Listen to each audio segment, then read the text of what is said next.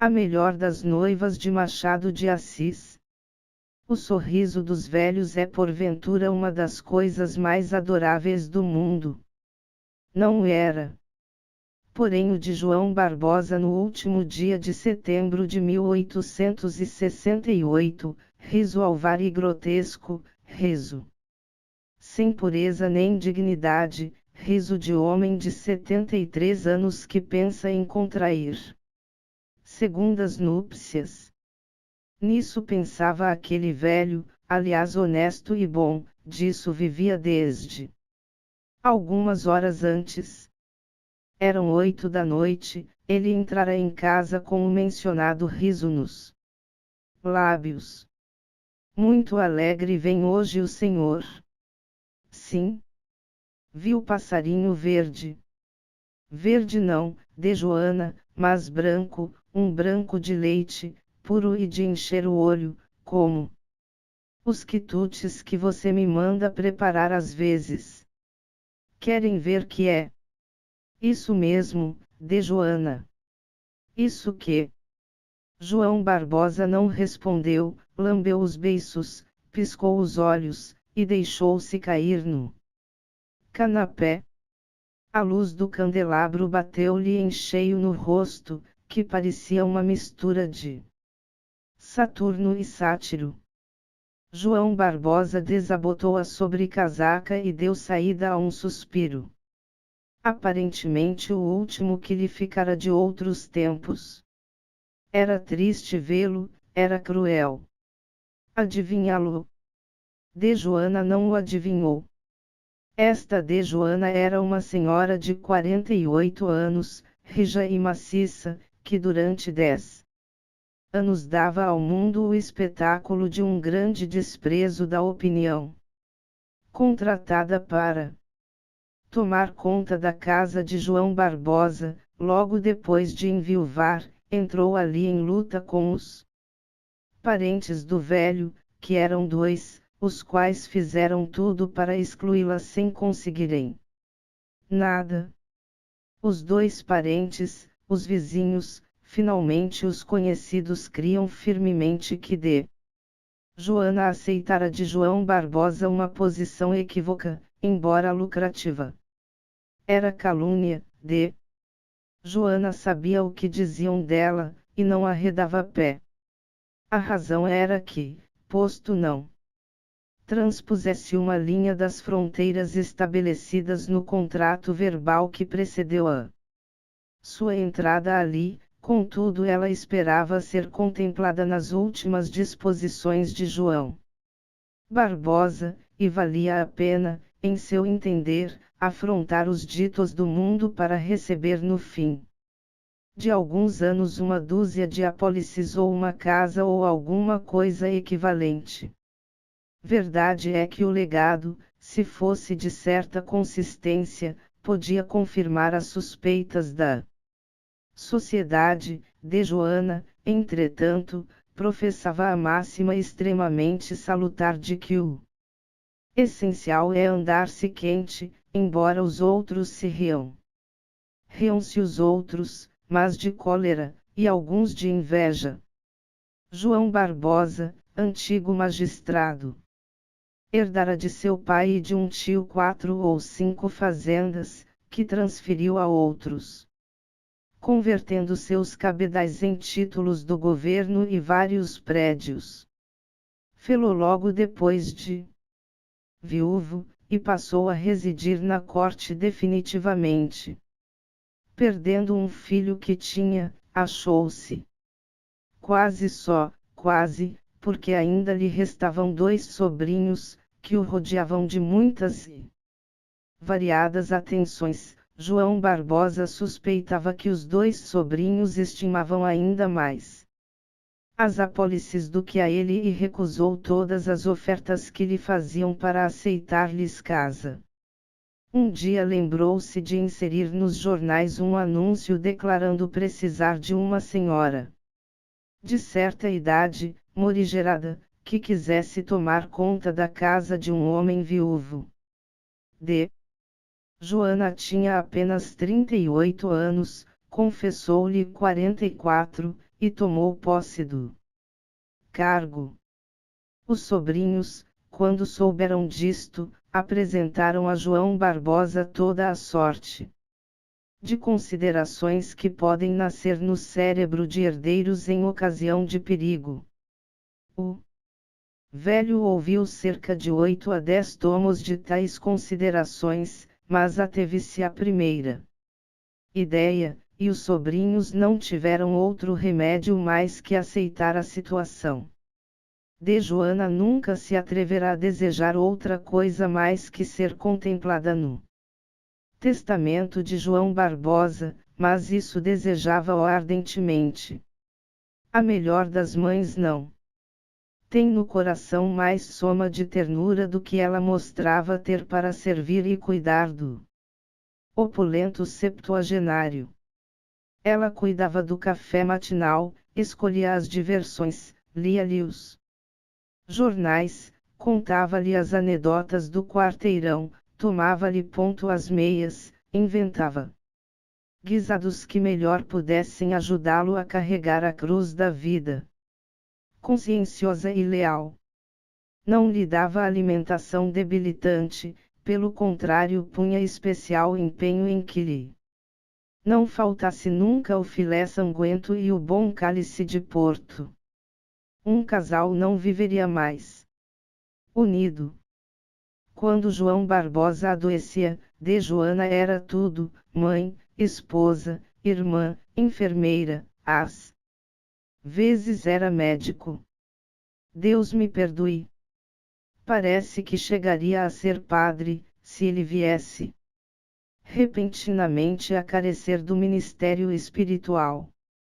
O que ela fazia nessas ocasiões? Pediria um volume, e eu disponho de poucas páginas.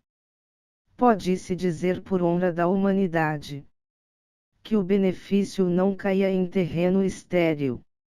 João Barbosa agradeceu-lhe os cuidados não só com boas palavras, mas também bons vestidos ou boas joias. De Joana, quando ele lhe apresentava esses agradecimentos palpáveis, ficava envergonhada e recusava, mas o velho insistia tanto, que era falta de polidez recusar.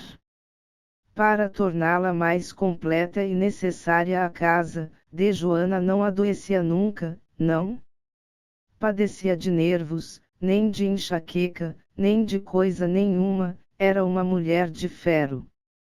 Acordava com a aurora e punha logo os escravos a pé, inspecionava tudo, ordenava tudo, dirigia tudo. João Barbosa não tinha outro cuidado mais que viver.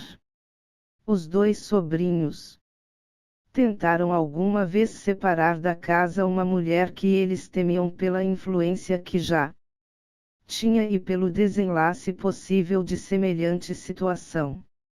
Iam levar os boatos da rua aos ouvidos do tio. Dizem isso? Perguntava este.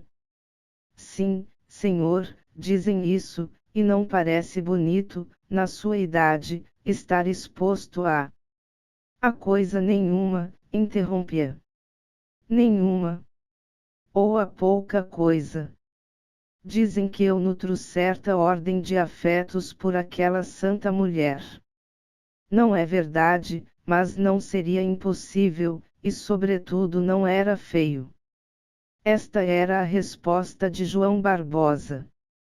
Um dos sobrinhos, vendo que nada alcançava, resolvera desligar seus interesses dos do outro, e adotou o plano de aprovar o procedimento do velho, louvando-lhe as virtudes de Joana e rodeando-a de seu respeito, que a princípio arrastou a própria caseira. O plano teve algum efeito, porque João Barbosa francamente lhe declarou que ele não era tão ingrato como o outro. Ingrato, eu seria um monstro, respondeu o sobrinho José com um gesto de indignação mal contida. Tal era a situação respectiva entre João Barbosa e de Joana, quando na referida noite de setembro entrou aquele em casa, com cara de quem tinha visto passarinho verde. Joana tinha dito, por brinco. Querem ver que é? Ao que ele respondeu. Isso mesmo. Isso mesmo, que? Repetiu Joana daí a alguns minutos. Isso que a senhora pensou. Mas eu não pensei nada. Pois fez mal, Joana. Mas então? Joana, dê suas ordens para o chá. Joana obedeceu um pouco magoada. Era a primeira vez que João Barbosa lhe negava uma confidência. Ao mesmo tempo que isso a magoava, fazia-a suspeitosa, tratava-se talvez de alguma que viria prejudicá-la. Servindo o chá, depois que João Barbosa se despira, apressou-se a caseira, na forma de costume, a encher-lhe a xícara, a escolher-lhe as fatias mais tenras, a abrir-lhe o guardanapo, com a mesma solicitude de 10 anos. Haveria porém uma sombra de acanhamento entre ambos, e a palestra foi menos seguida e menos alegre que nas outras noites. Durante os primeiros dias de outubro, João Barbosa trazia o mesmo ar singular, que tanto impressionara a caseira. Ele ria a miúdo, ria para si, ia 2 vezes à rua, acordava mais cedo, falava de várias alterações em casa.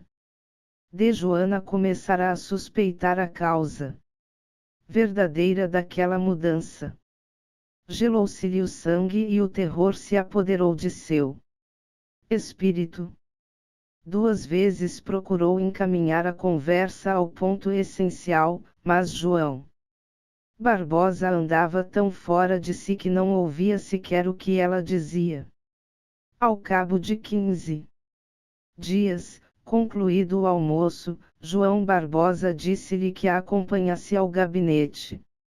É agora. Pensou ela, vou saber de que se trata. Passou ao gabinete. Ali chegando, sentou-se João Barbosa e disse a Joana que fizesse o mesmo. Era conveniente, as pernas da boa mulher tremiam como varas. Vou dar-lhe a maior prova de estima, disse o septuagenário. Joana curvou-se. Está aqui em casa há 10 anos. Que me parecem 10 meses. Obrigado, Joana. Há 10 anos que eu tive a boa ideia de procurar uma pessoa que me tratasse da casa, e a boa fortuna de encontrar na senhora a mais consumada. Falemos de outra coisa. Sou justo, devo ser justo. Adiante. Louvo-lhe a modéstia, é o belo realce de suas nobres virtudes. Vou-me embora. Não, não vá, ouça o resto. Está contente comigo? Se estou contente. Onde poderia achar-me melhor? O Senhor tem sido para mim um pai. Um pai. Interrompeu João Barbosa fazendo uma careta, falemos de outra coisa. Saiba Joana que não a quero mais deixar. Quem pensa nisso? Ninguém, mas eu devia dizê-lo. Não a quero deixar, estará a senhora disposta a fazer o mesmo? Joana teve uma vertigem, um sonho, um relance do paraíso. Ela viu ao longe um padre, um altar, 2 noivos, uma escritura, um testamento, uma infinidade de coisas agradáveis e quase sublimes. Se estou disposta, exclamou ela. Quem se lembraria de dizer o contrário? Estou disposta a acabar aqui os meus dias, mas devo dizer que a ideia de uma aliança, sim, este casamento, O casamento há de fazer-se. Interrompeu João Barbosa batendo uma palmada no joelho. Parece-lhe mal. Oh! Não, mas, seus sobrinhos. Meus sobrinhos são 2 capadócios, de quem não faço caso. De Joana não contestou essa opinião de João Barbosa, e este, serenado o ânimo, readquiriu o sorriso de bem-aventurança que, durante as 2 últimas semanas, o distinguia do resto dos mortais. De Joana não se atrevia a olhar para ele e brincava com as pontas do mantelete que trazia. Correram assim 2 ou 3 minutos. Pois é o que lhe digo, continuou João Barbosa, o casamento há de fazer-se. Sou maior, não devo satisfação a ninguém. Lá isso é verdade. Mas, ainda que as devesse, poderia eu hesitar à vista, ó, à vista da incomparável graça daquela, vá lá, de Lucinda. Se um condor, segurando de Joana em suas garras possantes, subisse com ela até perto do sol, de lá despenhasse a terra, menor seria a queda do que a que lhe produziu a última palavra de João Barbosa. A razão da queda não era, na verdade, aceitável. Porquanto nem ela até então sonhara para si a honra de desposar o amo, nem este, nas poucas palavras que lhe dissera antes, lhe fizera crer claramente tal coisa. Mas o demônio da cobiça produz maravilhas dessas, e a imaginação da caseira via as coisas mais longe de que elas podiam ir. Creu um instante que o opulento septuagenário a destinava para sua esposa, e forjou logo um mundo de esperanças e realidades que o sopro de uma só palavra dissolveu e dispersou no ar. Lucinda, repetiu ela quando pôde haver de novo o uso da voz. Quem é essa de Lucinda? Um dos anjos do céu enviado pelo Senhor, a fim de fazer a minha felicidade na terra. Está caçoando, disse de Joana atando-se a um fragmento de esperança. Quem dera que fosse caçoada, replicou João Barbosa. Se tal fosse, continuaria eu a viver tranquilo, sem conhecer a suprema ventura, é certo, mas também sem padecer ébalos de coração. Então é certo? Certíssimo. De Joana estava pálida. João Barbosa continuou. Não pense que é alguma menina de 15 anos, é uma senhora feita, tem seus 32 feitos, é viúva, boa família. O panegírico da noiva continuou, mas de Joana já não ouvia nada. Posto nunca meditasse em fazer-se mulher de João Barbosa, via claramente que a resolução deste viria prejudicá-la. Nada disse e ficou triste. O septuagenário, quando expandiu toda a alma em elogios à pessoa que escolhera para ocupar o lugar da esposa morta há tão longos anos, reparou na tristeza de Joana e apressou-se a aninhá-la. Que tristeza é essa, de Joana? Disse ele. Isto não altera nada a sua posição. Eu já agora não a deixo, há de ter aqui a sua casa até que Deus a leve para si. Quem sabe? Suspirou ela. João Barbosa fez-lhe os seus mais vivos protestos, e tratou de vestir-se para sair. Saiu, e dirigiu-se da Rua da Ajuda, onde morava, para a dos Arcos, onde morava a dama de seus pensamentos, futura esposa e dona de sua casa. De Lucinda G. tinha 34 anos para 36, mas parecia ter mais, tão severo era o rosto, e tão de matrona os modos. Mas a gravidade ocultava um grande trabalho interior, uma luta dos meios que eram escassos, com os desejos, que eram infinitos.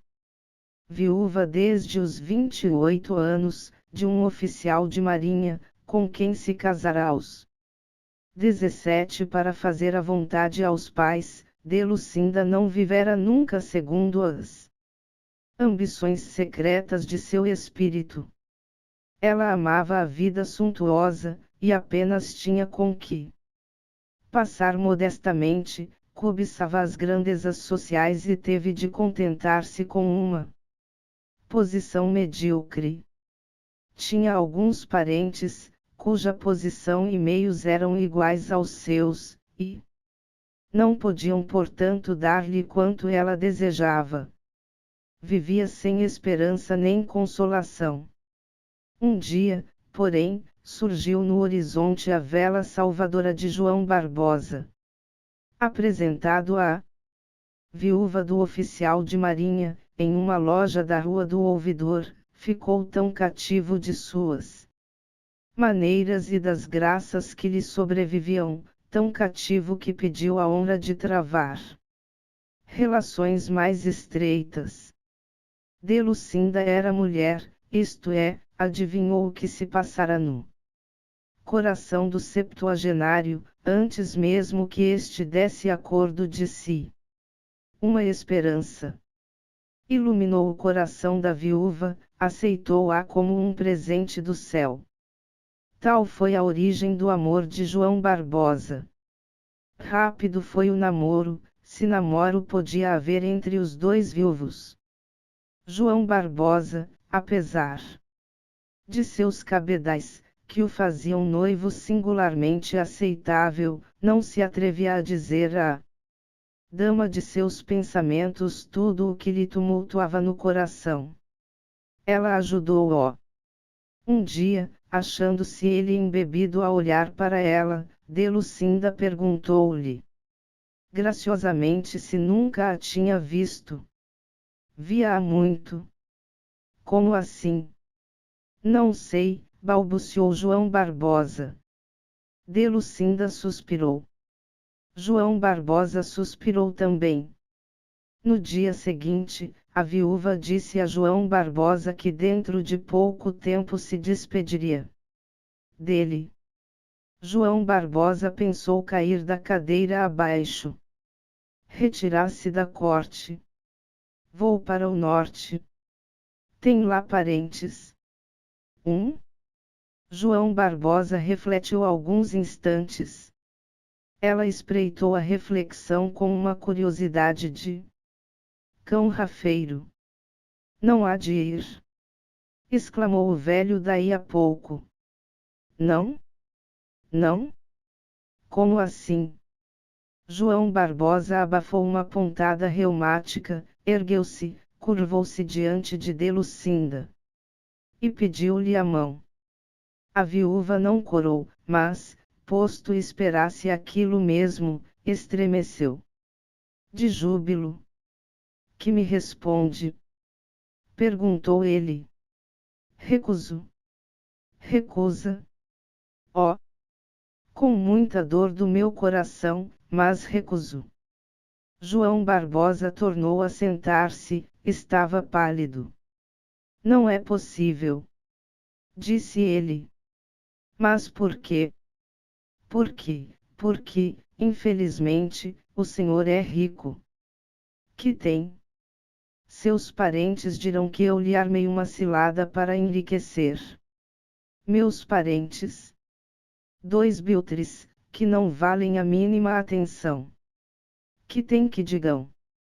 Isso. Tem tudo. Além disso. Que mais? Tenho parentes meus, que não hão de levar a bem este casamento, dirão a mesma coisa, e eu ficarei. Não falemos em semelhante coisa. João Barbosa estava aflito e ao mesmo tempo dominado pela elevação de sentimentos da interessante viúva. O que ele então desperdiçou em eloquência e raciocínio encheria meia biblioteca, lembrou-lhe tudo, a superioridade de ambos, sua independência, o desprezo que mereciam as opiniões do mundo, sobretudo as opiniões dos interessados. Finalmente, pintou-lhe o estado de seu coração. Este último argumento pareceu enternecer a viúva. Não sou moço, dizia ele, mas a mocidade. A mocidade não está na certidão de batismo, acudiu filosoficamente de Lucinda, está no sentimento, que é tudo, há moços decrépitos, e homens maduros eternamente jovens. Isso. Mas, há de ceder. Eu lhe peço, unamo-nos e deixemos falar os invejosos. De Lucinda resistiu pouco mais. O casamento foi tratado entre os dois, convencionando-se que se verificaria o mais cedo possível. João Barbosa era homem digno de apreço, não fazia as coisas por metade. Quis arranjar as coisas de modo que os dois sobrinhos nada tivessem do que ele deixasse quando viesse a morrer, se tal desastre tinha de acontecer, coisa de que o velho não estava muito convencido. Tal era a situação. João Barbosa fez a visita costumada à interessante noiva. Era matinal demais, de Lucinda, porém, não podia dizer nada que viesse a desagradar a um homem que tão galhardamente se mostrava com ela. A visita nunca ia além de 2 horas, era passada em coisas insignificantes, entremeada de suspiros do noivo, e muita faceirice dela. O que me estava reservado nestas alturas? Dizia João Barbosa ao sair de lá. Naquele dia, logo que ele saiu de casa, de Joana tratou de examinar friamente a situação. Não podia haver pior para ela. Era claro que, embora João Barbosa não a despedisse logo, seria compelido a fazê-lo pela mulher nos primeiros dias do casamento, ou talvez antes. Por outro lado, desde que ele devesse carinhos a alguém mais que não a ela, somente, sua gratidão viria a diminuir muito, e com a gratidão o legado provável. Era preciso achar um remédio. Qual? Nisso gastou de Joana toda a manhã sem achar solução nenhuma, ao menos solução que prestasse. Pensou em várias coisas, todas impraticáveis ou arriscadas e terríveis para ela. Quando João Barbosa voltou para casa, às 3 horas da tarde, achou-a triste e calada. Indagou o que era. Ela respondeu com algumas palavras soltas, mas sem clareza, de maneira que ele ficaria na mesma, se não tivesse havido a cena da manhã. Já lhe disse, de Joana, que a senhora não perde nada com a minha nova situação. O lugar pertence-lhe. O olhar de dignidade ofendida que ela lhe lançou foi tal que ele não achou nenhuma réplica. Entre si fez um elogio à caseira. Tem-me afeição, coitada. É uma alma dotada de muita elevação. De Joana não o serviu com menos carinho nesse e no dia seguinte, era a mesma pontualidade e solicitude. A tristeza, porém, era também a mesma e isto desconsolava sobremodo o noivo de Lucinda, cujo principal desejo era fazê-las felizes ambas. O sobrinho José, que tivera o bom gosto de cortar os laços que o prendiam ao outro. Desde que viu serem inúteis os esforços para separar de Joana de casa, não deixava de ali ir a miúdo tomar a bênção ao tio e receber alguma coisa de quando em quando. Acertou de ir alguns dias depois da revelação de João Barbosa. Não o achou em casa. Mas de Joana estava, e ele em tais circunstâncias não deixava de se demorar a louvar o tio, na esperança de que alguma coisa chegasse aos ouvidos deste. Naquele dia notou que de Joana não tinha a alegria do costume. Interrogada por ele, de Joana respondeu: não é nada. Alguma coisa há de ser, dar-se acaso que meu tio esteja doente. Antes fosse isso que ouço. De Joana mostrou-se arrependida do que dissera e metade do arrependimento era sincero, metade fingido. Não tinha grande certeza da discrição do rapaz, mas via bem para que lado iam seus interesses. José tanto insistiu em saber do que se tratava que ela não hesitou em dizer-lhe tudo, debaixo de palavra de honra e no mais inviolável segredo. Ora veja, concluiu ela, se ao saber que essa senhora trata de enganar o nosso bom amigo para haver-lhe a fortuna. Não diga mais, de Joana. Interrompeu José fulo de cólera. Que vai fazer? Verei. Oh! Não me comprometa. Já lhe disse que não, saberei desfazer a trama da viúva. Ela veio aqui alguma vez? Não, mas consta-me que há de vir domingo jantar. Virei também. Pelo amor de Deus. Descanse. José via o perigo tanto como de Joana, só não viu que ela lhe contara tudo, para havê-lo de seu lado e fazê-lo trabalhar por desfazer um laço quase feito. O medo dá às vezes coragem, e um dos maiores medos do mundo é o de perder uma herança. José sentiu-se resoluto a empregar todos os esforços para obstar o casamento do tio. De Lucinda foi efetivamente jantar em casa de João Barbosa. Este não cabia em si de contente desde que se levantou. Quando de Joana foi levar-lhe o café do costume, ele desfez-se em elogios à noiva.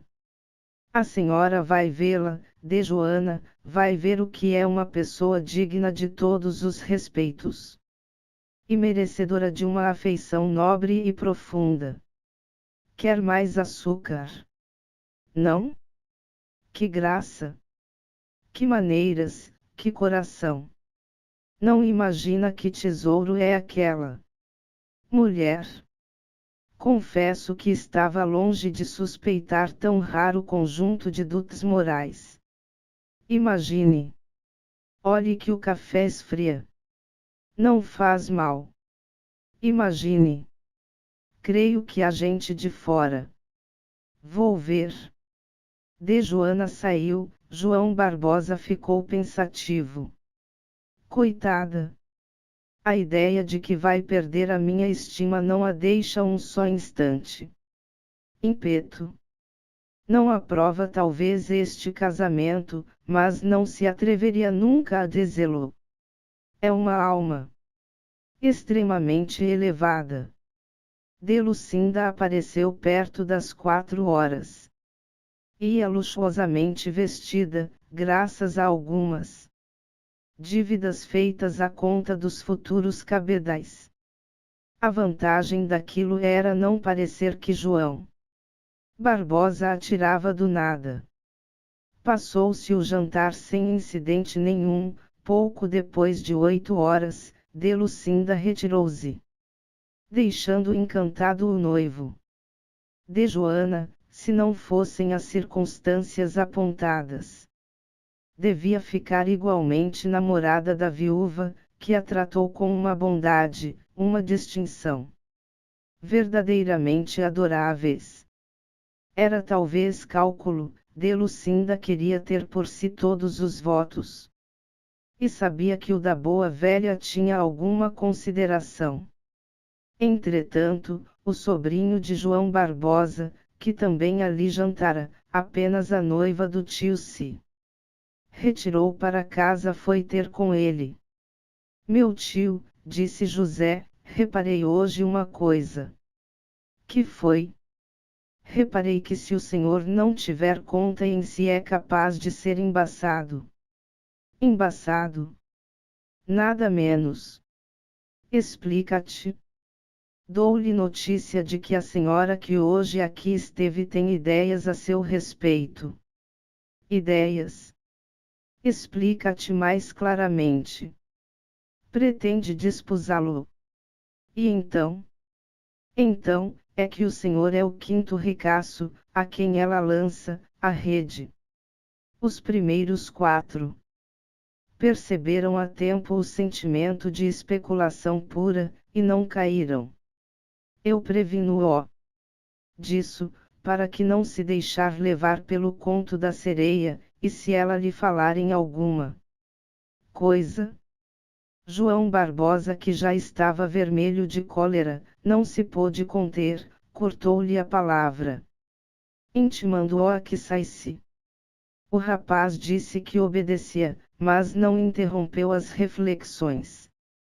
Inventou o que pôde, deitou cores sombrias ao quadro, de maneira que saiu deixando o veneno no coração do pobre velho. Era difícil que algumas palavras tivessem o condão de desviar o namorado do plano que assentara, mas é certo que foi esse o ponto de partida de uma longa hesitação. João Barbosa vociferou contra o sobrinho, mas, passado o primeiro acesso, refletiu um pouco no que lhe acabava de ouvir e concluiu que seria realmente triste, se ele tivesse razão. Felizmente, é um caluniador. Concluiu ele. De Joana soube da conversa havida entre João Barbosa e o sobrinho, e aprovou a ideia. Deste, era necessário voltar à carga, e José não se descuidou disso. João Barbosa confiou à caseira as perplexidades que o sobrinho buscava lançar em seu coração. Acho que ele tem razão, disse ela. Também tu. Também eu, e se o digo é porque eu posso dizer, visto que desde hoje estou desligada desta casa. De Joana disse isto levando o lenço aos olhos, o que partiu o coração de João Barbosa em 1000 pedaços, tratou de a consolar e inquiriu a causa de semelhante resolução. Joana recusou explicar, afinal estas palavras saíram de sua boca trêmula e comovida. É que, também eu tenho coração. Dizer isto e fugir foi a mesma coisa. João Barbosa ficou a olhar para o ar, depois dirigiu os olhos a um espelho, perguntando-lhe se efetivamente não era explicável aquela declaração. Era. João Barbosa mandou-a chamar. Veio de Joana e, arrependida de ter ido tão longe, tratou de explicar o que acabava de dizer. A explicação era fácil, repetiu que tinha coração como o sobrinho de João Barbosa, e não podia, como o outro, vê-lo entregar-se a uma aventureira. Era isso. É duro de o dizer, mas cumpri o que devia, compreendo porém que não posso continuar nesta casa. João Barbosa procurou apaziguar-lhe os escrúpulos, e de Joana deixou-se vencer. Ficando. Entretanto, o noivo sentia-se um tanto perplexo e triste. Cogitou, murmurou, vestiu-se e saiu. Na primeira ocasião em que se encontrou com de Lucinda, esta, vendo-o triste, perguntou-lhe se eram incômodos domésticos. Talvez, resmungou ele. Adivinho. Sim. Alguma que lhe fez a caseira que o senhor lá tem. Por que supõe isso? De Lucinda não respondeu logo. João Barbosa insistiu. Não simpatizo com aquela cara. Pois não é má mulher. De aparência, talvez. Parece-lhe então. Nada, digo que bem pode ser alguma intrigante. Oh! Mera suposição. Se a conhecesse havia de lhe fazer justiça. João Barbosa não recebeu impunemente esta alfinetada. Se efetivamente de Joana não passasse de uma intrigante. Era difícil supô-lo ao ver a cara com que ela o recebeu na volta. Não a podia haver mais afetuosa. Contudo, João Barbosa pôs-se em guarda. Convém dizer, em honra de seus afetos domésticos, que não o fez sem tristeza e amargura. Que tem o senhor que está tão macambúzio? Perguntou de Joana com a mais doce voz que possuía. Nada, de Joana. E daí a pouco? Diga-me, seja franca. Alguém a incumbiu de me dizer aquilo a respeito da senhora. Que? De Joana tremeu de indignação. Pois imagina que eu seria capaz de fazer-me instrumento. Oh! É demais. O lenço correu aos olhos e provavelmente encheu-se de lágrimas. João Barbosa não podia ver chorar uma mulher que o servia tão bem há tanto tempo. Consolou-a como pôde, mas o golpe, dizia ela, fora profundo. Isto foi dito tão de dentro, e com tão amarga voz, que João Barbosa não pôde esquivar-se a esta reflexão. Esta mulher ama-me. Desde que, pela segunda vez, se lhe metia esta suspeita pelos olhos, seus sentimentos em relação a de Joana eram de compaixão e simpatia. Ninguém pode odiar a pessoa que o ama silenciosamente e sem esperança. O bom velho sentia-se lisonjeado da vegetação amorosa que seus olhos faziam brotar dos corações. Daí em diante começou uma luta entre as duas mulheres de que eram campo e objeto o coração de João Barbosa. Uma tratava de demolir a influência da outra, os dois interesses esgrimiam com todas as armas que tinham à mão. João Barbosa era um joguete entre ambas, uma espécie de bola de borracha que uma atirava às mãos da outra, e que esta de novo lançava às da primeira. Quando estava com Lucinda suspeitava de Joana, quando com Joana suspeitava de Lucinda. Seu espírito, debilitado pelos anos, não tinha consistência nem direção, uma palavra o dirigia ao sul, outra o encaminhava ao norte. A esta situação, já de si complicada, vieram juntar-se algumas circunstâncias desfavoráveis a de Lucinda. O sobrinho José não cessava as suas insinuações, ao mesmo tempo os parentes da interessante viúva entraram a rodear o velho, com tal sofreguidão, que, apesar de sua boa vontade, este desconfiou seriamente das intenções da noiva. Nisto sobreveio um ataque de reumatismo. Obrigado a não sair de casa, era a de Joana que cabia desta vez exclusivamente a direção do espírito de João Barbosa. De Lucinda foi visitá-lo algumas vezes, mas o papel principal não era seu. A caseira não se poupou a esforços para readquirir a antiga influência, o velho ricaço. Saboreou de novo as delícias da dedicação de outro tempo. Ela o tratava, a mimava e conversava, lia-lhe os jornais, contava-lhe a vida dos vizinhos entremeada de velhas anedotas adequadas à narração. A distância e a ausência eram dois dissolventes poderosos do amor decrépito de João Barbosa. Logo que ele melhorou um pouco foi à casa de Delucinda.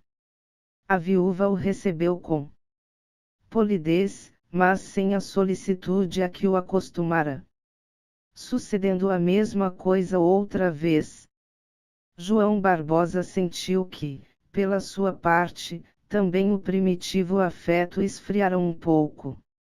Delucinda contava aguçar-lhe o afeto e o desejo mostrando-se fria e reservada, sucedeu o contrário. Quando quis resgatar o que perdera, era um pouco tarde, contudo não desanimou. Entretanto, João Barbosa voltara à casa, onde a figura de Joana lhe pareceu a mais ideal de todas as esposas. Como é que não me lembrei há mais tempo de casar com esta mulher? Pensou ele. Não fez a pergunta em voz alta, mas Joana pressentiu num olhar de João Barbosa que aquela ideia alvorecia em seu generoso espírito. João Barbosa voltou a concentrar-se em casa. Delucinda, após os primeiros dias, derramou o coração em longas cartas que eram pontualmente entregues em casa de João Barbosa, e que este lia em presença de Joana, posto fosse em voz baixa. João Barbosa, logo à segunda, quis ir reatar o vínculo roto, mas o outro vínculo que o prendia à caseira era já forte e a ideia foi posta de lado. Joana achou enfim meio de subtrair as cartas.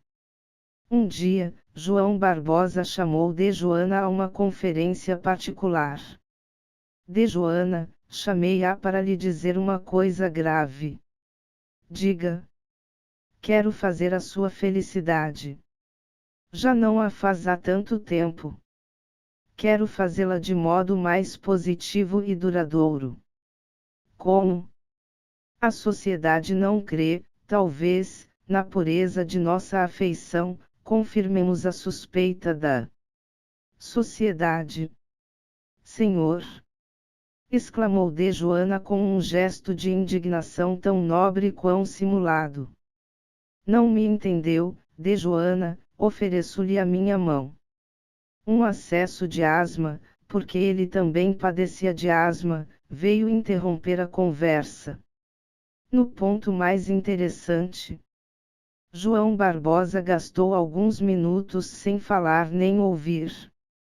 Quando o acesso passou, sua felicidade, ou antes a de ambos, estava prometida de parte a parte.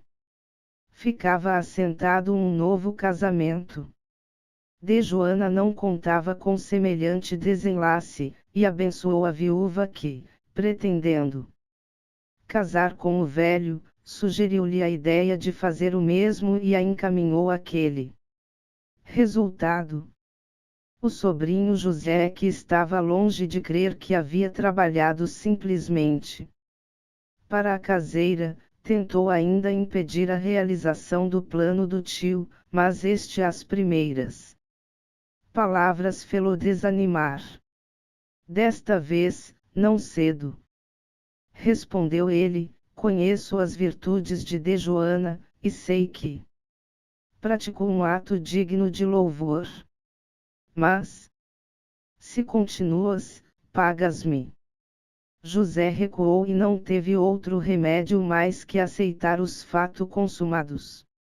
O pobre septuagenário treslia evidentemente.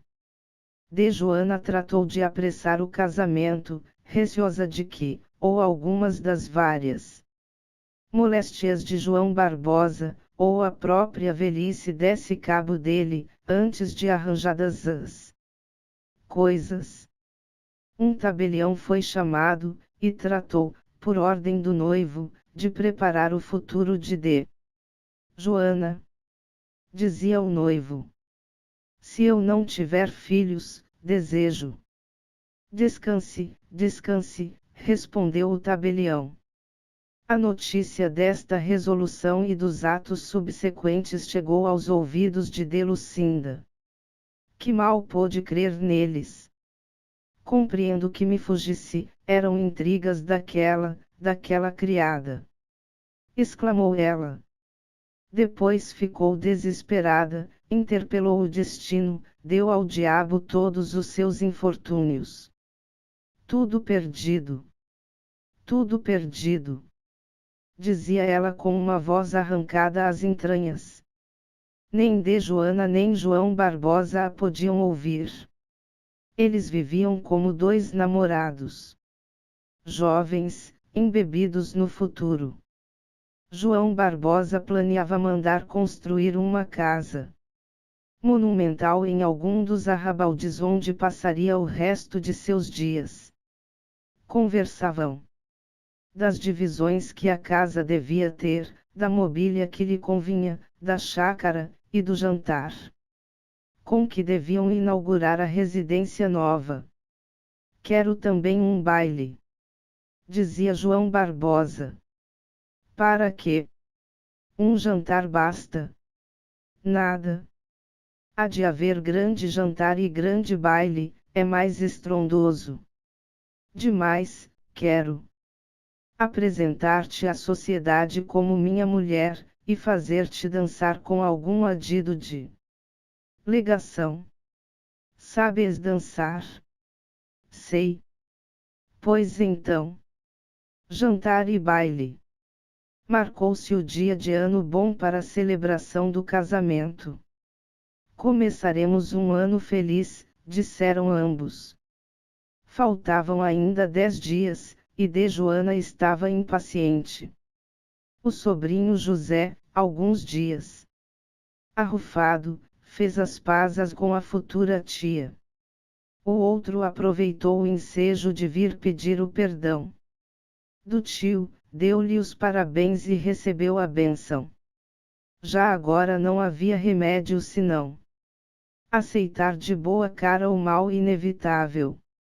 Os dias aproximaram-se com uma lentidão mortal, nunca D. Joana os vira mais compridos.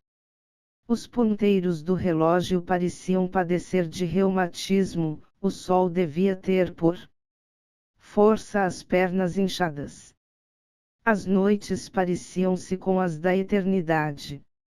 Durante a última semana João Barbosa não saiu de casa, todo ele era pouco para contemplar a próxima companheira de seus destinos. Enfim raiou a aurora cobiçada. D. Joana não dormia um minuto sequer, tanto lhe trabalhava o espírito. O casamento devia ser feito sem estrondo, e foi uma das vitórias de D. Joana, porque o noivo falava em um grande jantar e meio mundo de convidados. A noiva teve prudência. Não queria expor-se e expô-lo a comentários. Conseguira mais, o casamento devia ser celebrado em casa, num oratório preparado de propósito. Pessoas de fora, além dos sobrinhos, havia 2 senhoras, uma das quais era madrinha, e 3 cavalheiros, todos eles e elas maiores de 50.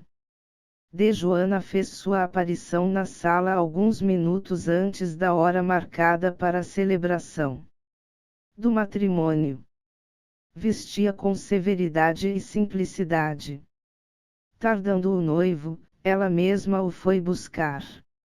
João Barbosa estava no gabinete já pronto, sentado ao pé de uma mesa, com uma das mãos calçadas. Quando D. Joana entrou, deu com os olhos no grande espelho que ficava defronte e que reproduzia a figura de João Barbosa, este estava de costas para ela. João Barbosa fitava-a. Rindo, um riso de bem-aventurança. Então, disse de Joana. Ele continuava a sorrir e a fitá-la, ela aproximou-se, rodeou a mesa, olhou-o de frente. Vamos ou não? João Barbosa continuava a sorrir e a fitá-la. Ela aproximou-se e recuou espavorida. A morte o tomara, era a melhor das noivas. Núcleo de Pesquisas em Informática, Literatura e Linguística. Literatura brasileira. Textos literários em meio eletrônico. A melhor das noivas, de Machado de Assis. Edição referência, http://www.uol.com.br/Machado de Assis. Publicado originalmente em Jornal das Famílias 1877.